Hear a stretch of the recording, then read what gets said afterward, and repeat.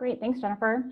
Mhm. So what we're going to do now is we're going to take a really close look at the example of Waterhaul's website to look for some conversion fixes and test ideas, with the idea of, can we wear the user's hat and understand what she's thinking, what she might get confused by, and look for opportunities to better communicate and better serve her with the website. So first, looking at the website, first thing that I noticed here was that this beautiful homepage video is lovely.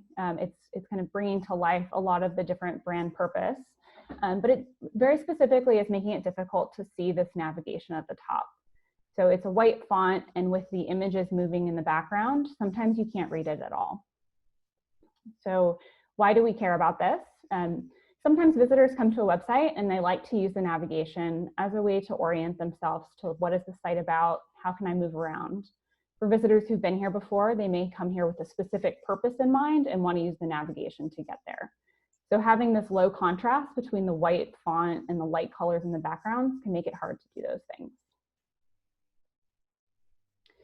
So a recommendation here would be to consider adding a solid background color behind the navigation so that it pops up above the video and makes it very easy to see the text in the navigation.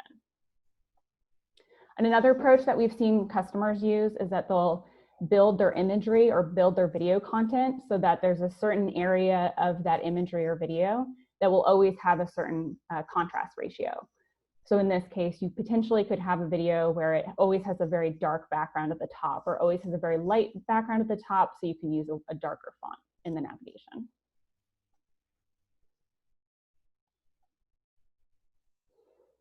And then looking further down the home page, so as I'm scrolling through the site, it's a little hard to figure out exactly what Waterhaul sells. So it's very clear what the purpose is, and that it has to do with the ocean and adventure and a lot of these qualities from the brand. But not until I get to the section that I have highlighted here does it explicitly say the word sunglasses. So visitors have to do some work to really understand what Waterhaul is selling. So why do we care about this? Well, we want to make it really simple for visitors, especially for first-time visitors. They make decisions within a few seconds about what the website's about. Do they trust this website? Is this serving the purpose that they need or they expected from the website? So just very directly communicating what you sell very early on can help get visitors' attention and keep them on the site.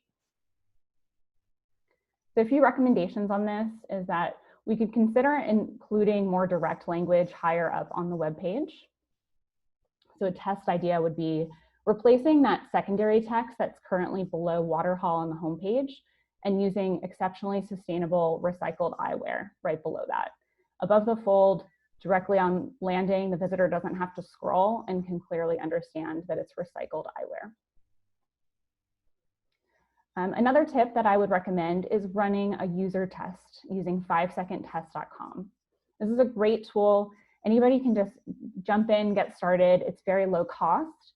It's a great way to say, put my website up for 5 seconds, take it away, and then ask the participants 1 or 2 questions with the goal of understanding what is that first impression. Do they understand that this is a sunglasses site?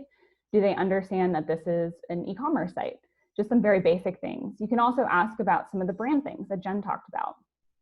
So you can use 5secondtest.com to really confirm that visitors get that first impression that you want them to have.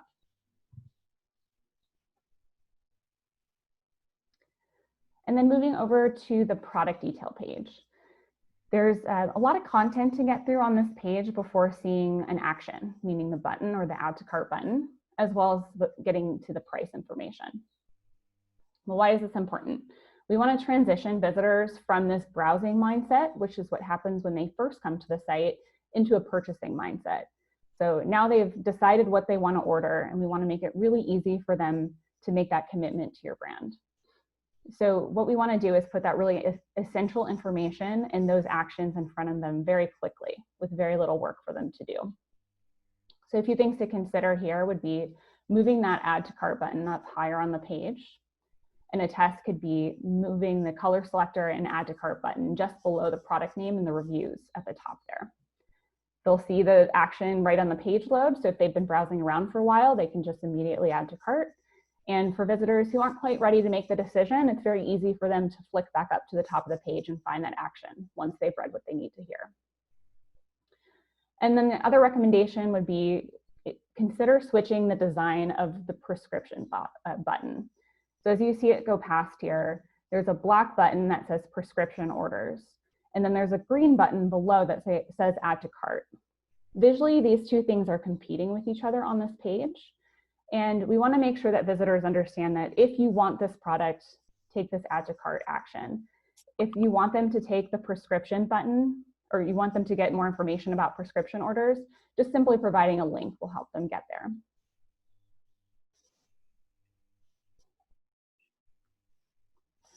All right, and then for moving further down funnel, so we've already decided on a product and we're ready to take some action here.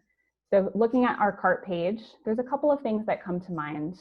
Visitors are offered several options of actions on this page, which are then repeated again in checkout. So they can put in their coupon code here, or they can put it in again later. They can add their address here, or they can add it later.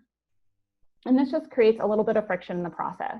The goal of a cart page is really just for people to confirm, yes, this is what I have in my shopping cart, so that they can get in line. So if you use that metaphor of, I've gone through the store, a physical store, pushing my shopping cart around, I put the items in, I would just want to take a look at it and make sure what's in my basket, everything I need, and then I'm going to get in line at the register. You don't need to be thinking about coupons or your address or anything when you're in the cart stage. So we would recommend removing any non-essential information. You can consider removing both the coupon and the shipping address input from this page as a test. And then the second thing to consider is providing other checkout options. So PayPal is currently available in checkout today. And by giving them the option in the cart page, it just gives them the reassurance that this other simpler method for checking out, if they already have it set up, they're already sitting on their couch, they don't want to get up and grab their wallet, just give them that click and they can easily check out and buy what they want right from this page.